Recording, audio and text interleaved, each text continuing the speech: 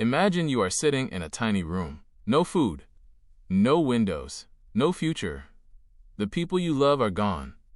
Everything you worked for has been stripped away. You have nothing left, not even your name, just a number tattooed on your arm. Now here is the question that will change how you live for the rest of your life. If you had absolutely nothing left, what would keep you alive? Not money, not status, not your job title. What would make you want to wake up tomorrow? Most people never think about this. Most people are too busy scrolling, working, complaining about traffic, and arguing about things that won't matter in 5 years. But a man named Viktor Frankl thought about it every single day, because he had no choice. He was a prisoner in 4 Nazi concentration camps, including Auschwitz. And what he discovered inside those camps became one of the most powerful books ever written. It is called Man's Search for Meaning.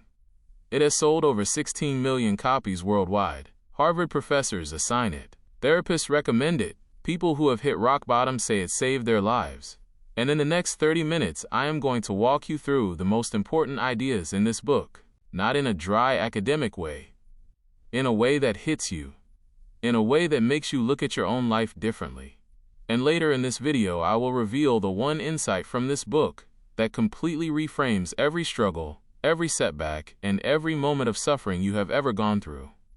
It is not what you expect. Stay with me. Lesson 1. Life always has a reason to go on. Let me tell you about 2 men. Both lost everything in the camps. Same conditions. Same cruelty. Same horror. One man gave up within weeks. He stopped eating. He lay down and refused to get up. He told Frankl, "I have nothing left to hope for." He died shortly after. The other man had a manuscript, a book he had been writing for years. He had not finished it. He told himself he could not die yet because nobody else could write that book. That manuscript was his reason. And he survived. Frankl watched this happen over and over again. The people who survived were not always the strongest. They were not always the healthiest. They were the ones who had a reason to live. Let that sink in. This is not motivational fluff. This is science. Frankl built an entire field of psychology around this idea. He called it logotherapy. Logos is a Greek word that means meaning. His whole approach was simple. Find your why, and you can survive almost anyhow. Think about this in your own life. You have probably had a season where everything felt pointless. Maybe a job that drained you, a relationship that ended, a goal that collapsed. And the worst part was not the pain itself. It was the feeling that the pain had no purpose. Here is what Frankl proved. The moment you attach meaning to your suffering, it stops breaking you. It starts building you. Your actionable takeaway from this lesson is simple. Ask yourself this one question right now. What is one thing in your life that only you can do? A relationship you are responsible for. A goal only you can carry. A person who needs you. Find that thing. Write it down. That is your reason. Because without a reason, even the smallest problems can feel unbearable. But with a reason, even the hardest conditions become survivable. And that brings us to something even more surprising. Something that goes against almost everything modern self-help tells you. Lesson 2. You cannot always control what happens. You can always control how you respond. Most people think that happiness comes from good circumstances. Get the right job. Find the right partner. Move to the right city. And then life will feel good. But actually, that is completely backwards. Frankl watched men and women in the worst circumstances on earth choose dignity, choose kindness, choose hope. He watched people share their last piece of bread with strangers. He watched people comfort others when they themselves were starving. And he watched other people in those same conditions become cruel, become selfish, become broken. Same camp, same guards, same suffering. Completely different responses. This changes everything. Because if people in Auschwitz could choose their response, what excuse does anyone else have? Think about the last time something went wrong in your life. Maybe your boss embarrassed you in a meeting. Maybe a friend let you down. Maybe a plan fell apart completely. What did you do? Did you spiral? Did you blame? Did you shut down? Most people do. And most people think they had no choice. But Frankl says the space between what happens to you and how you respond to it, that space is yours. Nobody can take it. It is your last freedom. Your ultimate freedom. Viktor Frankl called this the last human freedom, the freedom to choose your attitude. Think about that for a second. Here is a real example. A guy named Marcus lives in Chicago. He got laid off during the 2008 financial crash. Lost his house. His marriage nearly fell apart. For a while he was sleeping on a friend's couch. He told me he had two choices every morning. He could wake up and be the victim of everything that happened to him, or he could wake up and decide what he was going to do next. He chose the second one every day, not because it was easy, because it was the only thing he could actually control. If this is already shifting how you think, you know what to do, because choosing your response is powerful. But there is something even deeper here, something Frankl discovered that most psychology books still get wrong. Lesson 3. Suffering is not the enemy. Meaningless suffering is. Let me tell you about a woman named Sarah. She is a nurse in London. She works 12-hour shifts. She has seen people die. She has held hands with patients whose families could not get there in time. She has gone home crying. She has doubted whether she could keep going. But she keeps showing up. I asked her once why she does not just find an easier job. And she said something I have never forgotten. She said the suffering is part of it. If it were easy, it would not mean anything. That is almost word for word what Viktor Frankl wrote in this book. He said that suffering, real suffering, is not something to eliminate at all costs. Suffering can be a doorway to the deepest meaning of your life. The question is never, how do I avoid this pain? The question is, what is this pain trying to teach me? Here is what nobody tells you. The most meaningful chapters of your life will almost always grow out of the hardest seasons. Think about the people you admire most, the ones whose stories genuinely move you. They did not become who they are because everything went smoothly. They became who they are because of what they did when it did not. Frankl lost his wife in the camps. He lost his parents. He lost almost everyone he loved. And he wrote this: everything can be taken from a man but one thing, the last of the human freedoms, to choose one's attitude in any given set of circumstances. He was not saying suffering is good. He was saying suffering without meaning destroys you. Suffering with meaning transforms you.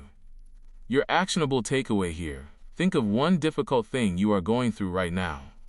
One hard thing you have been trying to avoid, or numb, or outrun. Ask yourself honestly, what could this be building in me? What strength, what wisdom, what depth could this pain be trying to grow? You do not have to have the answer immediately. Just asking the question changes everything.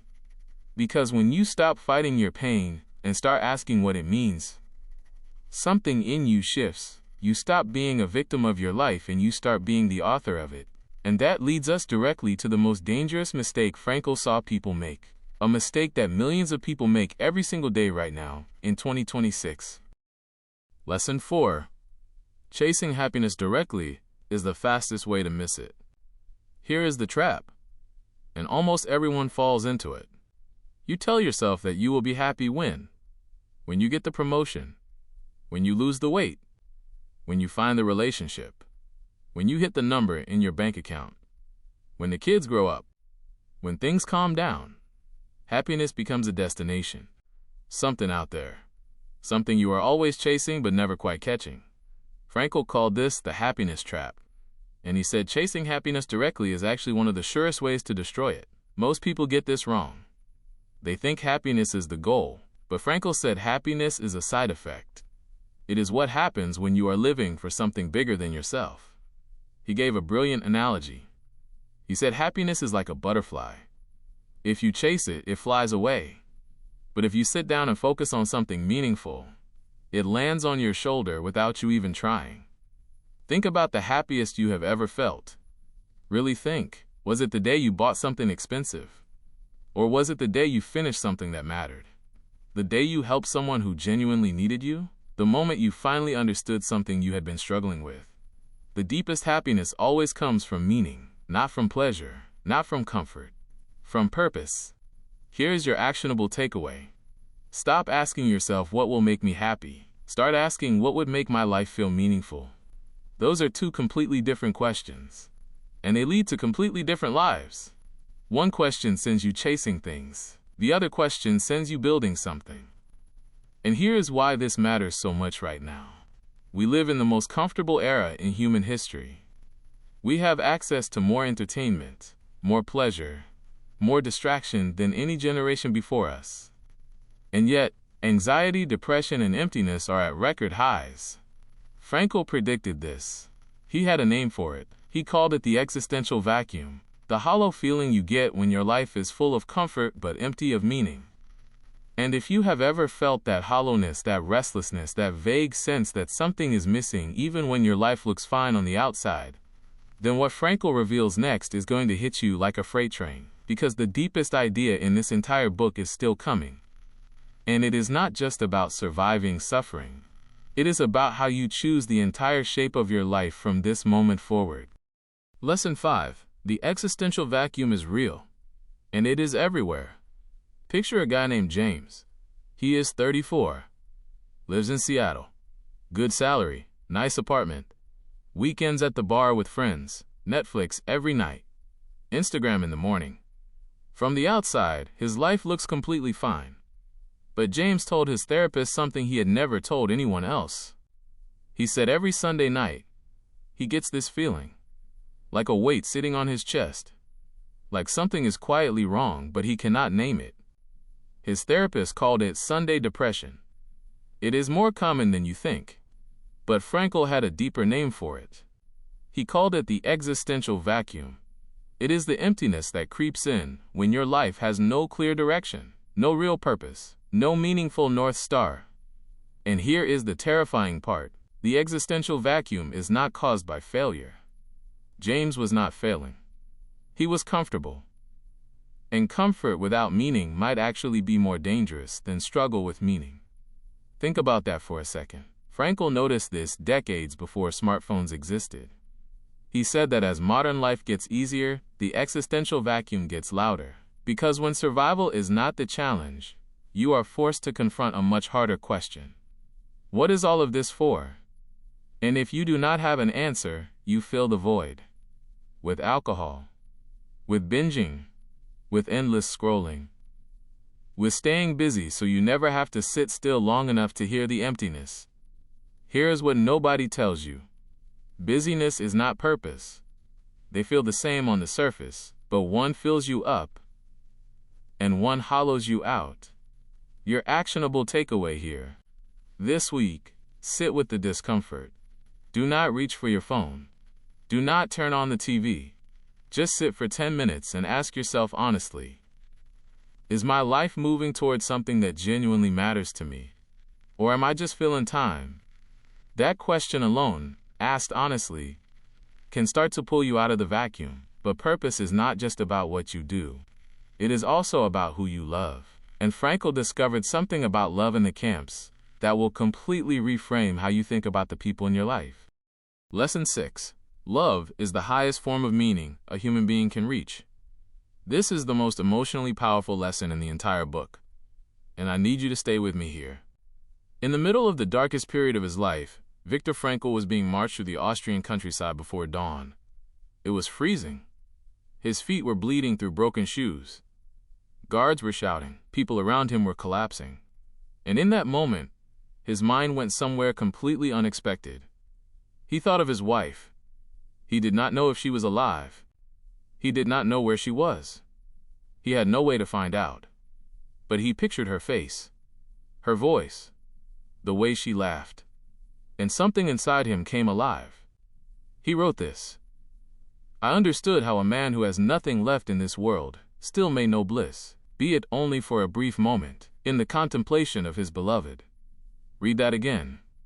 This was not fantasy. This was not escapism. This was meaning in its purest form.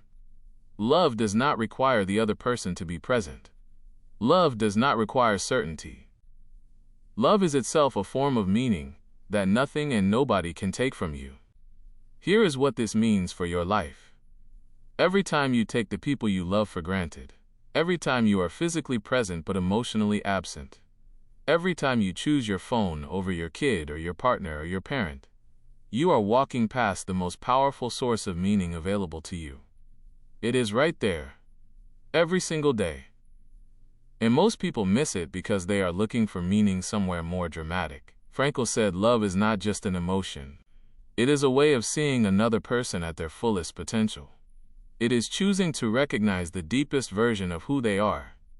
Think about someone in your life right now, someone you love, but have been taking for granted. Maybe you are too busy. Maybe you got comfortable. Maybe life just got in the way. That person is not guaranteed to be there forever. Frankl knew that better than anyone. Your actionable takeaway. Today, not tomorrow, today. Reach out to one person you love and tell them specifically why they matter. Not a vague, hey, thinking of you. Something real. Something true. Something only you would say to them. That one action carries more meaning than any productivity hack, any morning routine, any career goal. And if love is one pillar of meaning, there is another one that almost nobody talks about. A source of meaning that comes not from what you receive, but from who you choose to become. Lesson 7. Who you choose to be under pressure is your real identity. Here is what nobody tells you. Your real character is not who you are when life is easy. It is who you are when everything is falling apart. Frankl watched people in the camps make choices that should not have been possible. He watched a man who was starving give his last crust of bread to someone who was weaker. He watched a woman who was dying comfort others around her. He watched people choose kindness inside circumstances specifically designed to destroy their humanity. And he also watched the opposite. He watched people who had been decent, educated, respected members of society become informants. Become cruel. Become willing to do anything to survive. Same conditions. Completely different choices. And Frankl said something that cut straight through me the first time I read it. He said the camps were like a test that revealed what was already there. They did not create the cruelty. They uncovered it. And they did not create the nobility either. They uncovered that too. This changes everything about how you think about hard times in your life. Every difficult situation you are in right now is not just a problem to solve. It is a question being asked of you. Who are you when this gets hard? What do you stand for when standing for it costs you something? Most people get this wrong. They think they will figure out who they are once things settle down, once the chaos passes, once they have more time, more money, more security. But the chaos is not in the way of self-discovery. The chaos is the test. Think about a moment in your past when everything went sideways. A job loss, a health scare, a relationship falling apart. Looking back, who did you become in that moment? Are you proud of that person? Or did the pressure reveal something you want to change? That honest answer is the beginning of something important. Your actionable takeaway.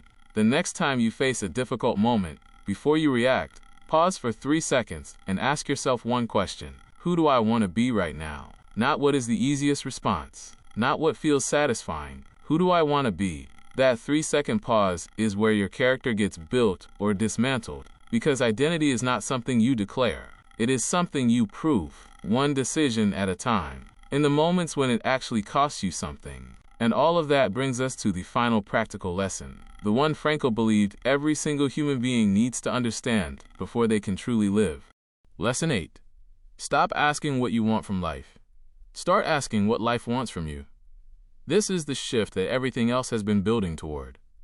We live in a culture obsessed with desire. What do you want? What are your goals? What is your dream life? What does success look like for you? Every self-help book, every podcast, every Instagram caption is pointing you inward, toward your wants, your comfort, your vision. And Frankl said that is exactly backwards. He said the real question is not what do I want from life? The real question is, what does life expect from me? That one flip changes everything. Because your wants shift, your moods shift, your goals change with every season of life.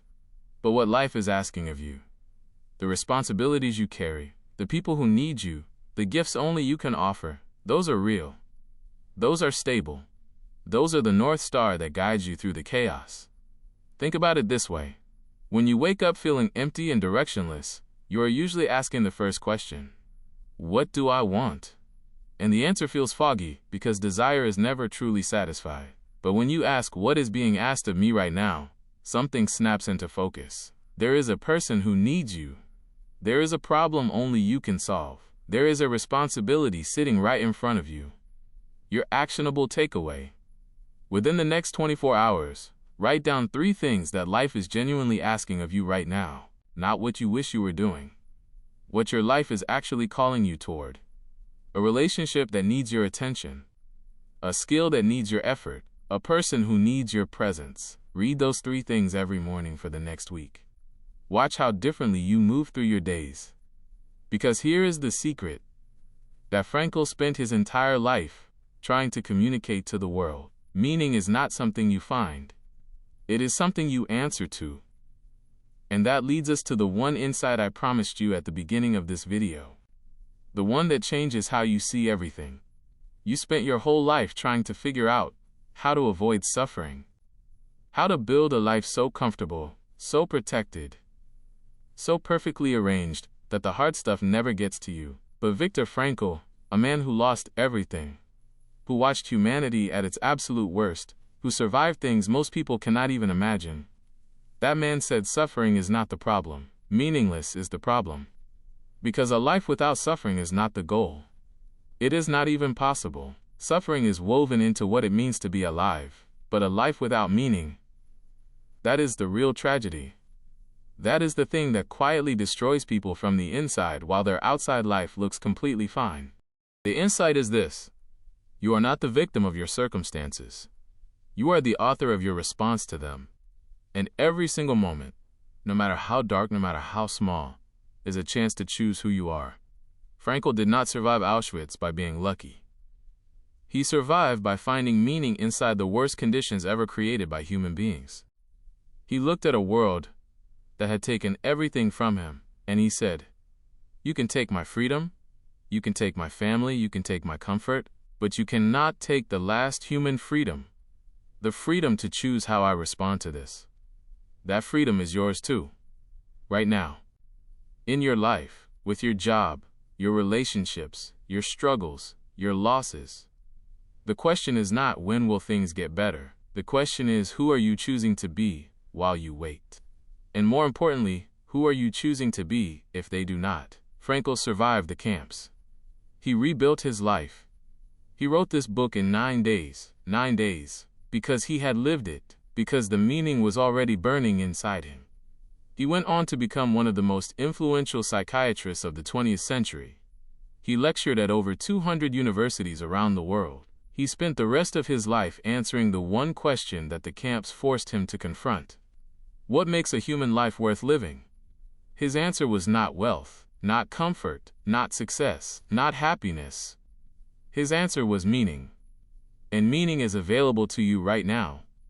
In the suffering you are carrying. In the people you love. In the work only you can do. In every small decision you make when pressure is on and nobody is watching. You do not have to wait for your life to be perfect before it can be meaningful. You do not have to wait for the pain to stop. You do not have to wait for anything. The meaning is already here. You just have to choose to see it. If this video made you think differently about your life, if it shifted something in you even slightly, please hit the like button. It genuinely helps this channel reach more people who need to hear these ideas. Subscribe if you are not already here. Because every week we break down books like this one. Books that do not just teach you facts but actually change how you see the world. And drop a comment below with this. Tell me one thing in your life right now that gives you meaning. Just one. It does not have to be grand. It does not have to be impressive. Just real. Because the world needs more people living with purpose. And you just took one step in that direction.